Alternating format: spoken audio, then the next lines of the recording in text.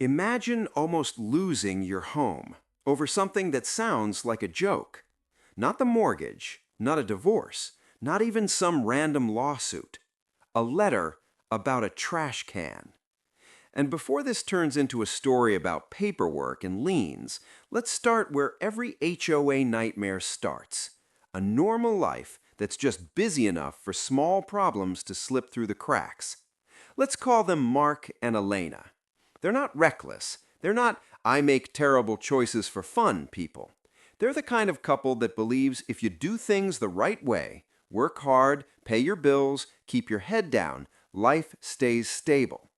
Kids, jobs, a calendar that's always full. Weekends disappear, and every small task becomes a fight with time. They finally buy a home in a neighborhood that looks like safety. Tree-lined streets, clean sidewalks, mailboxes that match. The kind of place where you pull in and your shoulders drop because it feels organized. And yeah, there's an HOA. Mark doesn't love the idea. He hears HOA and thinks nosy neighbors, petty rules, power trips. Elena hears HOA and thinks at least nobody can park a busted car on the lawn.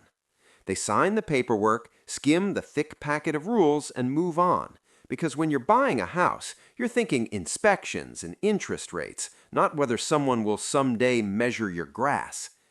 Then the first letter shows up. Official envelope, calm tone. Inside, notice of violation. Maybe it's the trash bins, visible from the street outside approved hours. Maybe it's the lawn. Maybe it's a fence panel. Holiday lights. It doesn't matter, because the first time you get one of these, it doesn't feel like a warning. It feels like someone is nitpicking your life. The letter gives a deadline, and it includes one sentence most people mentally blurt out. Fines may be assessed. Mark reads it and laughs. Elena reads it twice. Mark makes it about pride. Elena makes it about risk. Mark says, this is ridiculous. I'm not rearranging my life because some board is bored. Elena says, it's annoying. It's easy. We fix it and it's over. Mark says, if we give them this, they'll do it again. Elena says, if we ignore it, it gets worse. And that's the first decision point, because they don't fully deal with it. Maybe they fix it, kind of. Maybe they fix it after the deadline. Maybe they think it's resolved, but the HOA says it isn't. Either way, the clock keeps running. And 2 weeks later, another letter shows up. The second letter shows up fast, like disrespectfully fast. It's not friendly reminder anymore. Now it's a number, a fine. Long pause. Not even a scary fine. The kind of fine that doesn't bankrupt you, it just insults you. $50, maybe $100. And Mark goes full, nope, I'm not paying that. It's the principal. Elena's like, babe, it's $50. We pay it, we move on, we sleep. But Mark hears pay it and translates it as admit they own us. And once it gets emotional, it stops being about the trash cans. It becomes about ego, respect, control. Mark either doesn't respond at all, or he responds the worst way. Heated emails, sarcasm, caps lock energy. And for a minute, it feels like he's standing up for the family. But Elena sees him poking a system that runs on deadlines and fees. Because HOA enforcement isn't a vibe, it's a process. And processes don't get tired. The next letter comes, and the next. Now it's not just the fine. Now it's the little add-ons that quietly turn whatever into oh crap. Late fees, interest, administrative costs. The fine is the hook. The pile-on is the trap. Elena says, let's just pay it. This is not worth it. Mark says, if we pay, they'll do it again. Next week it's the lawn, then the fence. And the longer he fights, the harder it is to back down. Because backing down means admitting he turned a tiny problem into a giant one. So Mark does what people do when they feel powerless. He goes public. Neighborhood Facebook group. Next door. HOA is harassing us over trash cans. This is insane. And the comments roll in. Same thing happened to us. Don't give them a dime. They're on a power trip. Mark gets that hit of validation, but likes don't stop late fees, comments don't pause deadlines. Then the tone shifts again.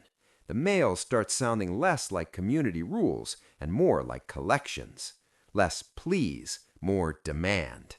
And Mark doesn't fully realize it yet, but he's about to learn the difference between annoying mail and a problem that attaches itself to your house.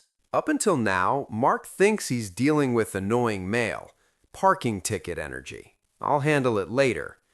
Then, real life hits. Maybe they refinance. Maybe they try to sell. Maybe they need a home equity line because the car dies or medical bills happen. They start the process. Everything feels normal. And then the lender says one sentence that changes the whole story. There's an HOA lien on the property. Not you owe money, a lien. That's when this stops being a fight with a board and becomes a problem attached to the house itself. An HOA lien can cloud the title, and that can make selling or refinancing harder. Mark tries to minimize it. Okay, it's paperwork, we'll clear it. Elena's brain goes straight to worst-case math, because attached to the property means it follows the house. Deadlines show up everywhere: escrow, underwriting, approvals. And underwriters do not care about your feelings. Mark starts Googling, and he sees the word foreclosure next to HOA lien. Depending on where you live, an HOA lien can be foreclosed on even if you're current on the mortgage. Mark says, "No way, that can't be real." Elena says, "I don't care if it's rare. Why are we gambling with our house?" They call the HOA, voicemail, transfers, email compliance, talk to collections. And every time they ask the only question that matters, how do we get the lien released? The answer is basically the same: pay. And that's the second decision point, because now they can treat it like a financial fire or like a moral crusade. And in the next part, the mail doesn't just sound more serious, it becomes serious. Once lien enters the chat, the vibe changes. Before, Mark could tell himself it's just letters. After the lien, every envelope feels like a countdown. Because now it's not the HOA is annoyed, it's there's a legal hook in the house. Unpaid HOA amounts can lead to liens, and in some cases those liens can lead to foreclosure, depending on state law and the CC&Rs. The next letter reads like, "Here's what happens next if you don't pay." Mark asks the question he should have asked at the beginning. Can they actually take the house? In many places, an HOA can potentially foreclose on its lien even if the mortgage is current, if the law and the documents allow it. States vary. Some places have thresholds and limits, but the fear hits before you learn the fine print because the risk is serious enough to become leverage. Now they're not negotiating with people, they're negotiating with deadlines. And deadlines don't care about pride. They don't care that life got busy.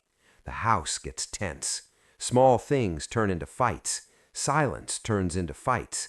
Elena finally says, "I don't care if you're right. I care if we're safe." Mark can't argue with that. So he pivots, calls, negotiates, asks about a payment plan, asks what clears the lien. And the HOA machine offers the same deal it always offers: pay, and it stops getting worse. Sometimes the winner is the person who exits first. This is where the story could have ended the easy way. Write the check, take the L, move on. But Mark and Elena don't have the cash to just swallow the whole number. And Elena, who's been calm this entire time, finally snaps, but in the smartest way possible. She says, "Cool, if we're paying the real number, not the magical we added random fees number." So they stop arguing emotions and start arguing paperwork. They request a full breakdown, line by line, dates, what the fine was for, when it was assessed, what policy it ties to. Because here's the thing, even when you're wrong on the violation, you can still be right about the accounting, and you can't negotiate what you can't see. And in a lot of lien situations, HOA or otherwise, creditors will sometimes take a deal because getting something now can beat dragging it out. Now, they're not playing lawyer, they're playing adult. they send one clean email. No rage, no sarcasm. Just, we want to resolve this. Here's what we can pay. Here's the timeline. Here's what we dispute. We need the terms in writing. They also stop stepping on rakes. No more Facebook wars. No more late replies. Everything documented. And then comes the part that feels like a plot twist because it's so anti-dramatic. The HOA actually talks. Not because they're nice, because they want the file closed. They go back and forth. Mark wants a "you were wrong" apology. He never gets it. But Elena gets something better, a reduced payoff offer. Not a miracle, not pennies on the dollar, just enough shaved off to make it survivable. And the rule is simple. They pay the settlement amount by a hard deadline, and the lien gets released afterward. Because in general, once a lien is satisfied, the lien holder typically files a release to clear it from records. So that's what they do.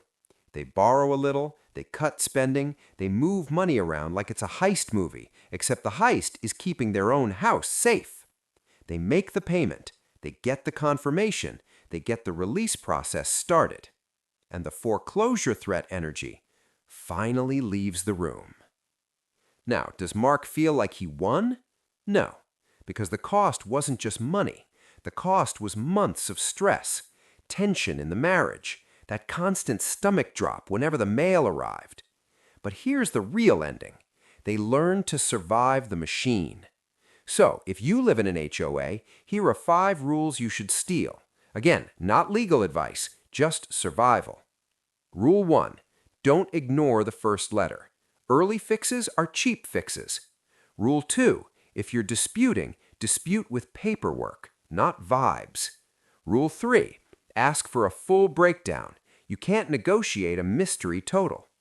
Rule 4. If you can't pay in full, ask about options, payment plan, reduced payoff, whatever resolves it before it escalates.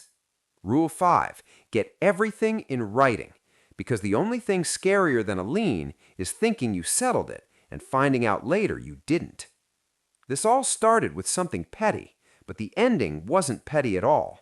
Because when an HOA fight reaches lien territory, you're not fighting over a trash can. You're fighting for control of your life.